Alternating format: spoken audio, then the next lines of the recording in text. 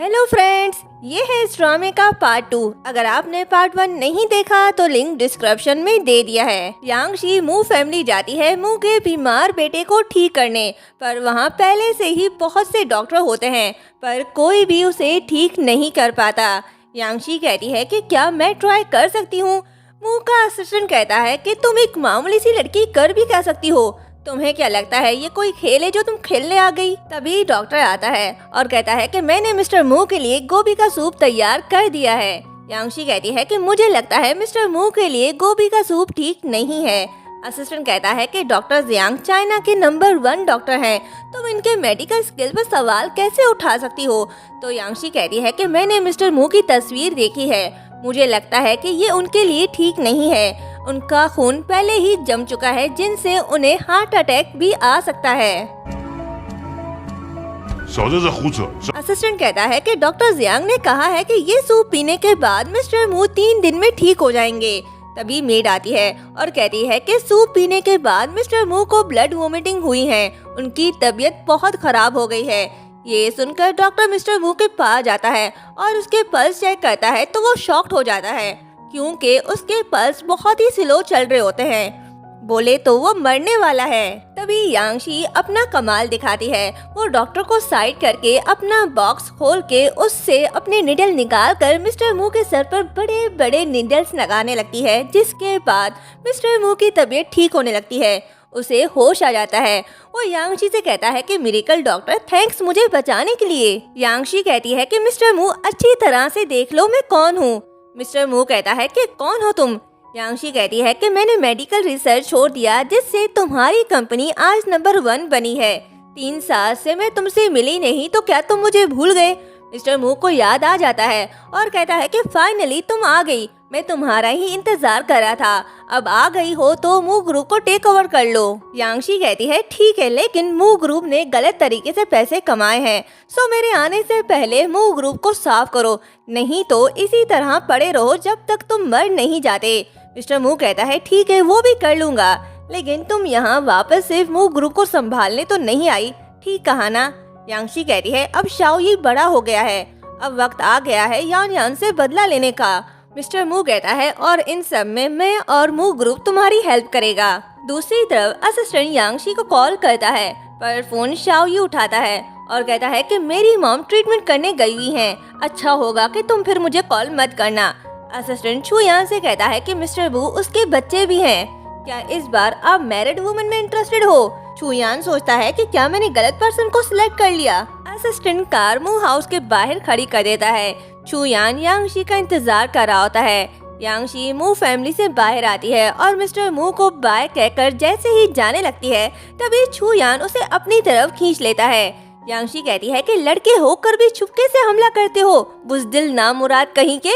छुयान कहता है अच्छा मैं बुज़दिल हूँ, ठीक है फिर खुद ही चेक कर लो। यांगशी हाथ छोड़ने के लिए कहती है। छुयान जैसे ही हाथ छोड़ता है तो यांगशी उसे मारने लगती है, पर छुयान फिर से उसका हाथ पकड़ लेता है और कहता है कि तुम तो जंगली बिल्ली की तरह हो, छोड़ा तो काटने को दौड़ाई। यांगशी कहती है कि जाने दो मुझे। छुयान कहता है कि मैं बू छुयान हूँ, मैं काफी समय से तुमसे मिलना चाहता था, लेकिन तुम्हारा ठिकाना सीक्रेट है, मैं तुम तक पहुँच ही नहीं पा रहा था, इसलिए मुझे ये तरीका इस्तेमाल करना पड़ा, सॉरी। यांगशी कहती है कि मैं तुम्हें नहीं जानती। ये कहते ही वो उसे निडल मारने लगती है पर छुयान बच जाता है और कहता है कि मिस यांगशी इतनी दुश्मनी पालना भी ठीक नहीं है, मैं बू यूशान का डैड हूँ और मैं तुम्हें थैंक्स कहने के लिए मिलना चाहता था। मेरी बेटी को अफेजिया है और मुझे यकीन है कि तुम उसे ठीक करने में मेरी हेल्प करोगी। यांगशी कहती है कि यूशान क्यूट गर्ल है, मैं उसकी हेल्प करूँगी। छुयान कहता है कि तुम मान गई हो तो क्या तुम अब मुझसे उठ सकती हो। यांगशी उठने लगती है तो दोनों के सिर टकरा जाते हैं और यांगशी के बाल छुयान के शर्ट से उलझ जाते हैं। बड़ी जद्दोजहद के बाद यांगशी हेयर सुलझाकर अपना बिजनेस कार्ड छोड़कर वहां से चली जाती है।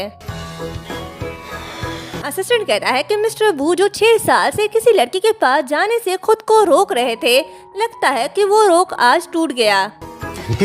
नेक्स्ट सीन में यान यान पार्लर में बैठी अपना मुखड़ा सजा रही होती है। तभी मेड उसे कॉल करके कहती है कि मिस्टर बू किसी और लड़की के साथ थे। यान यान उसका नाम पूछती है तो मेड बताती है उसका नाम यांगशी है। ये सुनकर वो शॉक्ड हो जाती है और खुद से कहती है कि ऐसा नहीं हो सकता, वो तो बहुत पहले ही जलकर मर चुकी है। फिर मेड से कहती है कि क्या तुम्हें याद है कि वो कैसी दिखती है। मेड कहती है कि बहुत बदसूरत लग रही थी और चेहरे पर बहुत बड़ा निशान भी था। ये सुनकर वो मेड से कहती है कि ठीक है, तुम बू छुयान पर नजर रखो। जिसके बाद वो बू हाउस जाती है और यूशान के लिए रैबिट टॉय भी ले जाती है। तो यूशान कहती है कि मुझे ये पसंद नहीं, मैंने कई बार आपसे कहा है कि मुझे रैबिट से नफरत है। यान यान कहती है कि सॉरी, नेक्स्ट टाइम मॉम ये बात याद रखेगी। तो यूशान कहती है कि तुम मेरी मॉम नहीं हो। यान यान कहती है कि मैं तुम्हारी मॉम कैसे नहीं बन सकती। फिर कहती है कि मैं तुमसे यहाँ सिर्फ ये पूछने आई हूँ कि तुम्हारे डैड का पर्सनल नंबर क्या है, मुझे उन्हें एक इम्पोर्टेंट बात बतानी है। यूशान कहती है कि डैड आपको पसंद नहीं करते, इसलिए मैं आपको उनका पर्सनल नंबर नहीं दूंगी। यान यान को गुस्सा तो आ रहा होता है पर वो उस पर गुस्सा नहीं कर सकती क्योंकि उसे छुयान का नंबर जो चाहिए, इसलिए वो उससे प्यार से पूछने लगती है। पर यूशान नंबर देने से मना करती है और साथ ये भी कहती है कि मैं और डैड दोनों ही तुम्हें पसंद नहीं करते। तो यान यान को गुस्सा आ जाता है। वो यूशान से चिल्लाकर कहती है कि तुम्हारी हिम्मत कैसे हुई ये कहने की, अगर तुमने मुझे नंबर नहीं दिया तो तुम्हारे लिए ठीक नहीं होगा। यूशान डॉल की तरफ इशारा करती है। यान यान खुश होकर डॉल उठाती है पर स्नैक देखकर डर जाती है। यूशान हंसने लगती है तो यान यान गुस्से में आकर उसे थप्पड़ दे मारती है। तभी छुयान आता है और यूशान को रोता देखकर यान यान पर गुस्सा होकर कहता है कि तुम्हारी हिम्मत कैसे हुई मेरी बेटी पर हाथ उठाने की। यान यान झूठ कहती है कि मैं तो उसके साथ खेल रही थी, यूशान गलती से गिर गई, मैंने कुछ नहीं किया। तो छुयान कहता है कि बस बहुत हो गया, क्या तुम्हें लगता है कि तुम अब भी मुझे अपनी मीठी बातों से बेवकूफ बना सकती हो।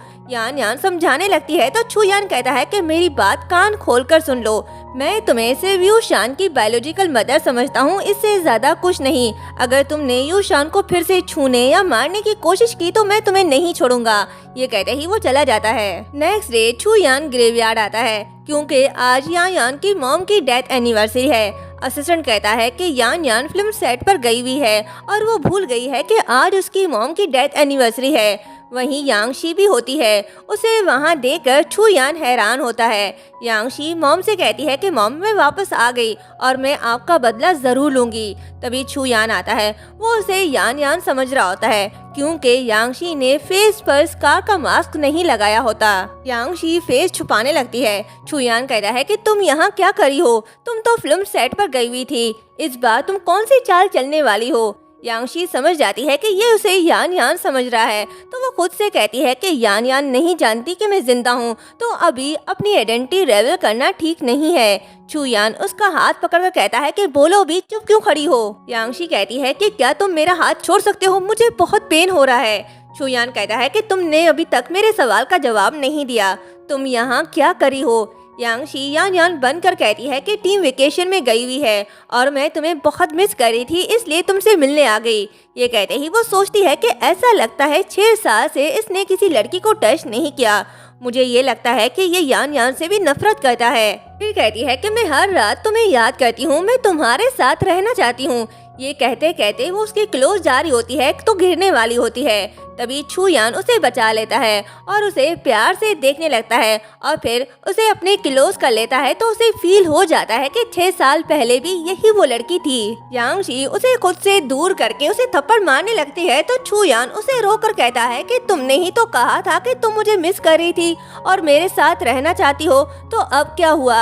ये कहते ही वो फिर से उसे अपने क्लोज करता है तो यांगशी उसे दूर करके कहती है कि क्या तुम वैम्पायर हो जो ऐसी हरकतें कर रहे हो, तुम्हारे बाइट करने से मुझे बहुत पेन हो रहा है और देखो असिस्टेंट भी यहाँ है, उसका तो ख्याल रखो। छुयान कहता है कि मैं बस निशान छोड़ना चाहता था, नेक्स्ट टाइम तुम्हें पहचान पाऊँ। मतलब ये कि छुयान समझ गया है कि ये यान यान नहीं है। यांगशी बहाना बनाकर वहाँ से चली जाती है। असिस्टेंट छुयान के पास आता है और उसे चिढ़ाते हुए कहता है कि तुम अभी यान यान को बड़े प्यार से देख रहे थे, क्या ऐसा हो सकता है कि तुम्हारा प्यार बाहर आ गया हो। छुयान कहता है कि वो यान यान नहीं थी और यहीं पर ये पार्ट एंड होता है। 流氓！你嘴巴怎么红了？